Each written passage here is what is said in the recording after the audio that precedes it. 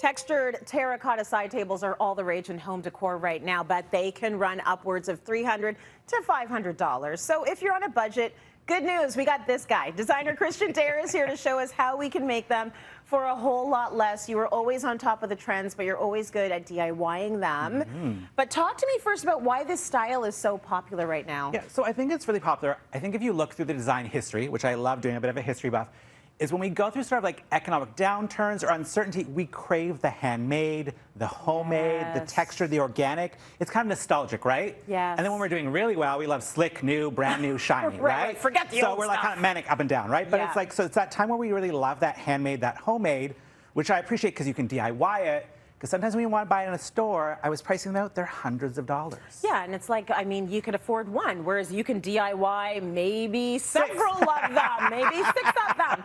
Okay, so I'm going to get you to take a look at what you need for this project, because it's one you're going to want to try out. It turns out brilliantly. And Christian, where should we start? So we're going to start with these fiber barrels. So they're called fiber drums. Yeah. You can source them almost anywhere. They actually carry them at like some bulk food stores if they want to get rid of some. Maybe you can get some for free. They look familiar. Right? Or if you can't find these and you want something smaller, you can actually source at hardware stores sonotubes. Sonotubes. Which people pour concrete in. They're the same concept. It's like basically a paper fiber tube. Yeah. So the first thing I do, because I don't love this industrial sort of clasp at the front. Yeah. So what we're going to do is take it off. Ooh, easy. It's a tight seal. So we take this guy out, toss him away. Because there would be like dry goods in there. Huh? Yeah, usually you store dry goods in here. And then what I do is to get the same surface on the top and bottom, I hot glue this guy on. So you're going to hot glue on this metal guy, flip it over. And now you get cardboard and cardboard to work with. So when you get the finish, it will look the same. Nice and smooth top there that you're working with. Yeah. Okay, so we've done all of that, taken off the bottom, flipped it over. Now what's next? Now's the fun time, painting. Okay. So the trick to get this sort of textured feel, plaster can be very expensive. Yes. You actually are going to use baking soda. Oh, So the trick is baking soda. I had a friend say, can't I use flour? It does not dry the same way. You do not want to try it with flour, trust me. Good to know. So I actually only had a little bit of paint left in here. This was actually leftover paint from our fashion zone. Thought it looked familiar. Called caramel latte. I love that color. Great terracotta. So I actually poured my baking soda right in here. Okay. So just pour it right in. And why are you using that? Like, is it a texture thing? So it'll add the texture without adding lots of gloppiness, and it's really inexpensive. You're just going to mix it up really, really well inside, which I did ahead of time. Grab an old paintbrush. You definitely want a bristle brush, not a foam one, because it'll really pick up all that texture. And then what you're going to do, mix this guy in here, is you're just going to start coating on here. So it's really easy. There's no rhyme or reason, because you want it to look texturized naturally. Got it. And when you say things like make it sloppy, I feel encouraged. Yeah. There is no wrong way to do this. Art. Yeah, there's no wrong way. I say go right over the metal, because then it will blend right in, and it'll look like this sort of detailed lip you handmade with your pottery, right? Yes, you did. You didn't just get it from the bulk food store. You handmade that. Beautiful. So you've done the first coat. Can I ask how long that usually takes to dry? So what's surprising is because of the baking soda, it dries faster. Okay. I don't know. So about an hour if you want to be really safe. And I actually don't mind when it's a little wet, because your second coat will blend slightly with your first coat, which is kind of nice. So yeah, which is fine. This is what it looks like after you've done one full coat. So it's sort of this very bright terracotta orange.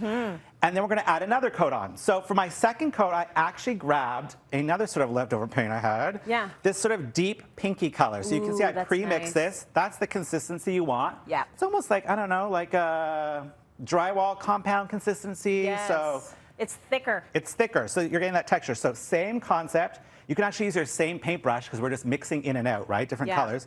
So we're going to grab this guy, our second color, and you're just going to slap it on. And is the point now, like, are you creating contrast? Are you creating Yeah, so you want to add extra contrast and extra depth, because the natural terracotta, as it ages, gets these different shades and tones. Got it. And that same concept, don't be too particular. You can see there's even parts where I missed the barrel, which you can now cover over in your second coat. Yep. So you get this nice, dense, like sort of deep pink and deep orange now. Nice. Okay, so it shows like it would be flat if it was just one color. Now you've got both.